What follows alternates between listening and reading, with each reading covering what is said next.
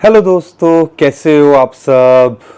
आप सब भी बोलते होंगे हमने ज़िंदगी के अंदर इतने सारे प्रेशर देखे, लेकिन ये जो क्रिप्टो करेंसी का प्रेशर है, जो कि हम बुल रन का इंतज़ार कर कर के थक गए हैं, टूट गए हैं, और कई लोग तो इतने डिसपॉइंट हो चुके हैं, खासकर ऑल्ट कॉइन्स को लेके, कि यहाँ पर अब बस वो मौका तलाश रहे हैं कि एक मौका मिले और हम यहाँ से एग्ज़िट कर जाएं।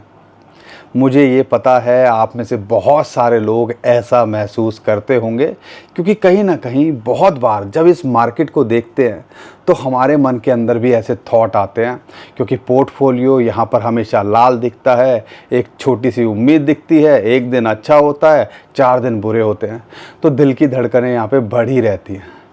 लेकिन क्रिप्टो करेंसी के जो पुराने चावल हैं, जिनको पता है कि क्रिप्टो करेंसी कैसे चलती है, उनको ये भी पता होगा कि इससे भी बुरे हालात ऑल्ट कॉइन्स के अंदर, बिटकॉइन के अंदर हमने देखे हैं, और यहाँ पर उस टाइम पे भी कई लोगों ने खून के आंसू रोए थे।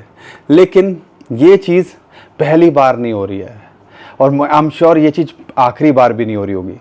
लेकिन हमारे साथ दिक्कत क्या है कि हम में से ज़्यादातर लोग हैं नए, और वो जब ऐसी चीज़ें देखते हैं तो उनको लगता है कि काश यार मेरे पैसे बैंक अकाउंट में होते, और यहाँ पे काश मेरे पास कुछ होता जो मैं क्रिप्टो करेंसी से दूर रहता। लेकिन यहाँ पर आपको ये समझदारी दिखानी चाहिए कि मार्केट के अंदर अगर आप स्पॉट के अंदर हो तो देर सवेर में अच्छे कॉइन रिकवर कर जाएंगे, ऐसा हमें लगता है। लेकिन यहाँ पर इतना प्रेशर है क्यों? बिटकॉइन पे अगले 2 दिन, यानी कि आज का और अगले कल का दिन भी थोड़ा मार्केट वोलेटाइल रह सकती है, लेकिन बिटकॉइन और क्रिप्टो करेंसी मार्केट के अंदर, खासकर बिटकॉइन, एक दोबारे रिकवरी दिखाई। ऑलमोस्ट 1,08,000 $1,09,000 पहुँच गया 1,03,000 से। ऐसा क्या हो गया था? लेकिन ऑल्ट कॉइन्स कुछ खास रिकवरी नहीं दिखा रहे हैं, तो ये दोनों एक अलग ट्रैक पे जा रहे हैं। तो ये सारी चीज़ें हम समझने की इस वीडियो के अंदर कोशिश करेंगे। अगले 2 दिन मार्केट क्यों वोलेटाइल रह सकती है उसके बारे में बात करेंगे, और यहाँ पे ग्लोबल सिचुएशन की वजह से जो टेंशन हुई पड़ी है उसके बारे में बात करेंगे। लेकिन ग्लोबल सिचुएशन को अलग रख दूँ, शॉर्ट टर्म को अलग रख दूँ, जो बड़े बड़े नाम हैं और इंस्टीट्यूशंस हैं, आपको ये पता होना चाहिए कि इस टाइम पर वो क्या कर रहे हैं। क्योंकि अगर बड़े इंस्टीट्यूशंस, बड़े बड़े नाम अगर इस टाइम पे कॉन्फिडेंस दिखा रहे हैं तो वो कुछ सोच के ही दिखा रहे होंगे, और वो जो डाटा है, आज बहुत सारा डाटा है जो आपको समझ में आना चाहिए। लेकिन यहाँ पर चीज़ें थोड़ी समझदारी से दिखानी है, करनी है, और वही सारी चीज़ें हम आपको समझाने की कोशिश करते हैं। बिटकॉइन का शॉर्ट टर्म में क्या लगता है वो भी इस वीडियो के अंदर बताऊंगा। ऑल्ट कॉइन्स के अंदर कुछ बड़े कॉइन्स भी हम शेयर करेंगे, अच्छे खासे लेवल पे हैं। इथेरियम से हमें बहुत उम्मीद दिख रही है, क्योंकि इथेरियम के अंदर वेल्स की एक्यूमुलेशन भी दिखाई दे रही है, और इथेरियम यहाँ पे बार बार एक रेजिस्टेंस है उसको हिट कर रहा है, और कहीं ना कहीं वो गिव अप नहीं कर रहा है, जो कि एक अच्छा सिग्नल है। तो और उसके साथ में ऑल्ट कॉइन्स के बारे में बात करेंगे। बहुत कुछ है आज की वीडियो में बताने के लिए। मुझे पता है आप सब परेशान हैं, मैं भी परेशान हूँ। क्रिप्टो करेंसी के अंदर शायद ही कोई होगा जो इस टाइम पे पैनिक के अंदर ना हो, लेकिन वही है ना, शो मस्ट गो ऑन। तो आप भी हमारा साथ दीजिए, चैनल को सब्सक्राइब कीजिए, वीडियो को लाइक कीजिए। मुश्किल है इस टाइम पे किसी का साथ देना, लेकिन हम तो कोशिश कर रहे हैं ना। तो वीडियो को शेयर ज़रूर करिएगा, बहुत सारी इंटरेस्टिंग इन्फॉर्मेशन इस वीडियो के अंदर आपको मैं देने वाला हूँ। यहाँ पे 2 इंपॉर्टेंट फैक्टर हैं जो ग्लोबली, पूरी की पूरी ग्लोबल मार्केट को जो है इम्पैक्ट डालते हैं। एक तो है FOMC की मीटिंग होनी है आज और कल इंटरेस्ट रेट पे डिसीजन लिया जाएगा। 98-97% अगर पॉली मार्केट पे जाते हैं तो वो उम्मीद कर रहे हैं कि यहाँ पे इंटरेस्ट रेट कट नहीं होगा। यहाँ पे और बहुत सारे एक्सपर्ट उम्मीद कर रहे हैं कि इंटरेस्ट रेट कट नहीं होगा। USA के जो प्रेसिडेंट है डोनाल्ड ट्रंप, उन्होंने सिक्योरिटी एक्सचेंज फेड के चेयरपर्सन की बात करते हैं, मिस्टर पॉवेल, उनके ऊपर 1-2 मीटिंग भी करी, प्रेशर भी बना के रखा, पब्लिकली भी उन्होंने बोला कि इनको इंटरेस्ट रेट कट करना चाहिए। लेकिन अब वो कल पता चलेगा रात के 11 बजे के आसपास, क्या वो इंटरेस्ट रेट कट करते हैं कि नहीं करते हैं। तो ये जब भी ऐसी सिचुएशन होती है, इंटरेस्ट रेट कट हो ना हो, इस असमंजस के अंदर रहते हैं, या इस दिन के आसपास मार्केट थोड़ी वर्टाइल रहती है, ग्लोबल मार्केट भी और क्रिप्टो करेंसी मार्केट, बिटकॉइन भी। तो ये एक फैक्टर है जो इस टाइम पे रोल प्ले कर रहा है। अब हो क्या सकता है, हमें नहीं लगता इंटरेस्ट रेट कट होगा, और बहुत सारे और भी लोग उम्मीद कर रहे हैं सितंबर से पहले शायद ना होता देखने को मिले। लेकिन अगर इंटरेस्ट रेट कट होता है तो ग्लोबल मार्केट के अंदर एक बड़ा पुश देखने को मिल सकता है, और बिटकॉइन और क्रिप्टो करेंसी मार्केट में भी एक बड़ा पुश देखने को मिल सकता है। यहाँ पर ये एक चीज़ है। दूसरी चीज़ है कि ग्लोबल सिचुएशन के अंदर क्या हो रहा है। आपको पता है ईरान इज़राइल के अंदर थोड़ी टेंशन हुई पड़ी है, यहाँ पर वो जो है एक दूसरे के ऊपर अटैक कर रहे हैं, जिसकी वजह से कहीं ना कहीं ग्लोबल अनसर्टेनिटी हुई पड़ी है, क्रूड का प्राइस बढ़ रहा है, ग्लोबल एक माहौल बन रहा है कि यार डर का माहौल कि और सिचुएशन ख़राब ना हो जाए। G7 जो है उन कंट्रीज़ की मीटिंग भी हो रही है, वहाँ से भी कोशिश की जा रही है कि यार ये डी-एस्केलेट हो और ये सारी चीज़ें आगे ना बढ़े। तो ये सारी चीज़ें ग्लोबली जो है प्रेशर डाल रही हैं पूरे वर्ल्ड की इकॉनमी पे, और उसकी वजह से हमें यहाँ पे यूएसए की मार्केट हो, यूरोप की मार्केट हो, बिटकॉइन और क्रिप्टो करेंसी पे एक प्रेशर देखने को मिल रहा है। तो ये दो फैक्टर हैं जिसकी वजह से हमें यहाँ पे इस टाइम पे बिटकॉइन और क्रिप्टो करेंसी प्रेशर में दिख रही है। लेकिन आप ये मत भूलिएगा, ये सब चीज़ें टेम्परेरी होती हैं। हमने इससे भी बुरे हालात देखे हैं, लेकिन इस टाइम पे कॉन्फिडेंस आता है कि बिटकॉइन गिव अप नहीं कर रहा है, और बिटकॉइन गिव अप नहीं कर रहा है और बार बार अपने ऑल टाइम हाई के आसपास जाने की कोशिश कर रहा है। कल भी $1,08,000 $1,09,000 जाने के बाद अभी $1,06,000 के आसपास है, जहां उसको सपोर्ट है। उसके बारे में बात आगे करूंगा टेक्निकली। लेकिन ये तो कुछ नया, कुछ अलग हो रहा है ना, और उसके पीछे के क्या फैक्टर्स हैं, क्योंकि यहाँ पे बड़े बड़े नाम, बड़े बड़े इंस्टीट्यूशंस लगातार बाइंग कर रहे हैं। कल भी ब्लैक रॉक ने 2-2.5 हज़ार बिटकॉइन खरीदे, फिडेलिटी ने जो है वहाँ उन बिटकॉइन खरीदे। तो ओवरऑल बिटकॉइन की बाइंग तो हो रही है, यानी कि एक बाइंग प्रेशर तो है इस लेवल के ऊपर। 1 लाख के ऊपर भी बिटकॉइन की बाइंग हो रही है, यानी कि कुछ ना कुछ हो रहा होगा। माइकल सेलर ने कल फिर से अनाउंसमेंट किया, 10,000 बिटकॉइन से ज़्यादा उन्होंने खरीदे। मेटा प्लैनेट ने 1,000 से ज़्यादा बिटकॉइन खरीदे। तो इंस्टीट्यूशंस तो भैया लगे हुए हैं कि इस लेवल के आसपास यहाँ पर हम बिटकॉइन की बाइंग करें, और इसी की वजह से यहाँ पे अभी हमें बिटकॉइन गिरता नहीं दिख रहा है, या जितना ग्लोबल मार्केट के अंदर अनसर्टेनिटी है वैसी नहीं दिख रही है।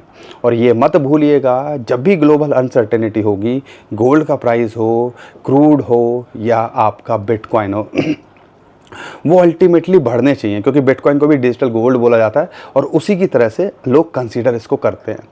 तो गोल्ड का हमने ऑल टाइम हाई देखा, अभी क्रूड भी अच्छा खासा पंप कर रहा था, तो बिटकॉइन ने भी निराश नहीं किया। 1,03,000 1,02,000 से कल 1,08,000 1,09,000 पहुंच गया था। तो आप क्या कहोगे, मार्केट के अंदर यूएसए की हो, ग्लोबल मार्केट हो, वो गिर रही हैं, बिटकॉइन फिर भी अपोजिट कर रहा है जैसा उसको करना चाहिए था, और जैसा हमने 2 दिन पुरानी वीडियो के अंदर आपके साथ शेयर किया था। लेकिन थोड़ा प्रेशर मार्केट के अंदर है, और उससे ज़्यादा प्रेशर बिटकॉइन पे और ऑल्ट कॉइन्स पर है। लेकिन बिटकॉइन तो फिर भी सस्टेन कर जाता है, ऑल्ट कॉइन्स यहाँ सस्टेन नहीं कर पा रहे हैं, और वो सबसे ज़्यादा हमें चुभ रहे हैं, क्योंकि हमारे पास वही झिंगी वाला कॉइन है, और बिटकॉइन और इथेरियम जैसे कॉइन्स हमारे पास नहीं है। और ज़्यादातर हम यही बोलते हैं कि बड़े कॉइन्स पे फोकस करो, ताकि ये जो सिचुएशन जिसके अंदर दिमाग काम करना बंद कर देता है, दिल का घंटा घर बन जाता है, वैसा आपके साथ ना हो। तो वही चीज़ आज की डेट में हो रही है। लेकिन जो बड़ी बड़ी अपडेट निकल के आ रही हैं, उसमें से एक और कंट्री का नाम जुड़ रहा है जो कि बिटकॉइन और क्रिप्टो करेंसी को लीगलाइज करने जा रही है, और वो है वियतनाम। 2026 1 जनवरी से वो भी एक जो है वहाँ पर भी जो digital assets under a new digital tech industry law, वो जो है लीगलाइज हो जाएगा। एक बड़ी न्यूज़ है। वियतनाम एक छोटी मोटी कंट्री नहीं है, एक बड़ी कंट्री है। अगर वहाँ पे भी बिटकॉइन लीगलाइज हो जाएगा तो कहीं ना कहीं एडॉप्शन ये बढ़ रही है। साथ के साथ में यहाँ पे अगर मैं बात करता हूँ, बिटवाइस के जो जेफ पार्क हैं, वो कहते हैं कि भैया एक सपने की तरह है आज की डेट में एक बिटकॉइन होना। $1,00,000 से ऊपर है, समझ लो 90 लाख 1 करोड़ रुपए का एक बिटकॉइन है आज की डेट के अंदर। तो कहीं ना कहीं ये बहुत बड़ी बात हो चुकी है। JP मॉर्गन जो कि दिन रात कोसता था, जो उसके फाउंडर भी थे, दिन रात कोसते थे, आज की डेट में वही बात हो रही है, you can love me, you can hate me, but you can not ignore me. और उन्होंने भी फाइनली फाइल किया है JPMD trademark application for digital trading of crypto and crypto payment services.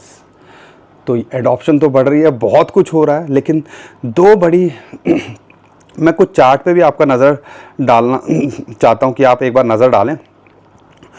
वो है एक माफ़ कीजिए थोड़ा गला ख़राब है। एक है कि वेल्स और रिटेलर्स कर क्या रहे हैं।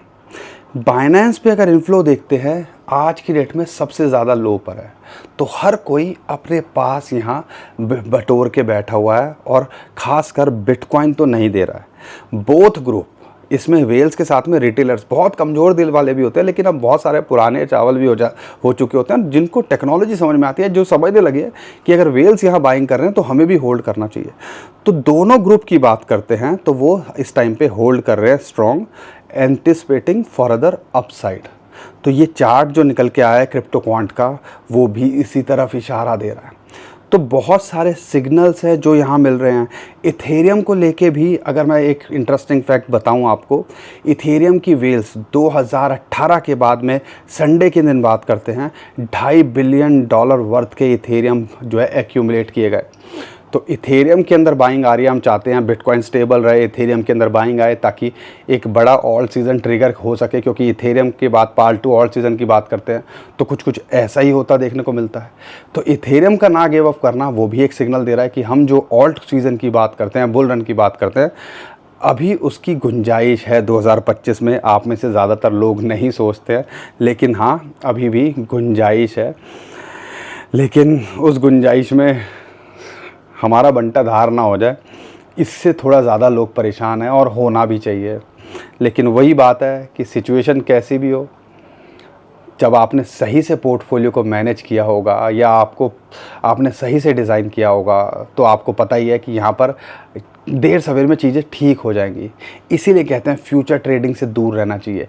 5x 10x वाले लोग भी यहाँ नहीं बच पाते हैं। और वो क्यों नहीं बच पाते हैं? क्योंकि भैया मार्केट के अंदर यहाँ पे जब मार्केट रुलाने पे आती है तो ये बख्शती नहीं है। लेकिन आप हमारा सपोर्ट किया करो ताकि हम भी लगातार आपके साथ में कंटेंट शेयर करते रहें, तो उतनी तो मैं उम्मीद करता हूँ। अब यहाँ पे बिटकॉइन का क्या लगता है, थोड़ा सा समझने की कोशिश करते हैं। बिटकॉइन 2 इंपॉर्टेंट लेवल हैं जिनको वॉच करना है। एक जो पिंक लाइन आपको दिख रही है ये 21 डे मूविंग एवरेज है, और एक है ग्रीन लाइन जो कि आपका 50 डे मूविंग एवरेज, और एक और नीचे लाइन है वो ब्राउन लाइन है, वो है 200 डे मूविंग एवरेज। 2 बार ऐसा मौका आया, $1,02,000 के आसपास आया, 50 डे मूविंग एवरेज की सपोर्ट मिली और वहाँ से बाउंस बैक कर गया। इस बार भी ऐसा हुआ था, अभी बाउंस बैक कर गया और फिर ये 21 जो डे मूविंग एवरेज है वहाँ एक रेजिस्टेंस मिली $1,06,000 के आसपास, और उसको अब ब्रेकआउट करके उसके ऊपर क्लोज करने में कामयाब हुआ है। तो आप कह लीजिए इमीडिएट सपोर्ट $1,06,000 के आसपास है, एक इम्पॉर्टेंट सपोर्ट $1,03,000 $1,02,000 के आसपास है, और एक अगर वहाँ पे भी नहीं कुछ होता है तो एक गदाधारी भीम वाली सपोर्ट, अगर बहुत बड़ी सपोर्ट की बात करते हैं, वो $96,000 के आसपास टाइम पे निकल के आती है।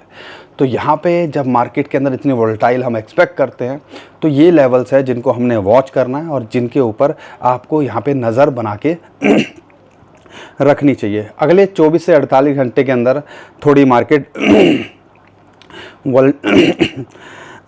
माफ़ कीजिएगा, मार्केट वॉलेटाइल रह सकती है, लेकिन अगर इसके ऊपर जब तक टिका हुआ है, अभी जो इमीडिएट इतनी बड़ी सपोर्ट नहीं मानते हैं, लेकिन हाँ 21 डे मूविंग एवरेज भी एक सपोर्ट अच्छी निकल के आती है, यहाँ पर है तो यहाँ से बाउंस बैक कर सकता है और ये अपने ऑल टाइम हाई के लिए दोबारा से ट्राई कर सकता है।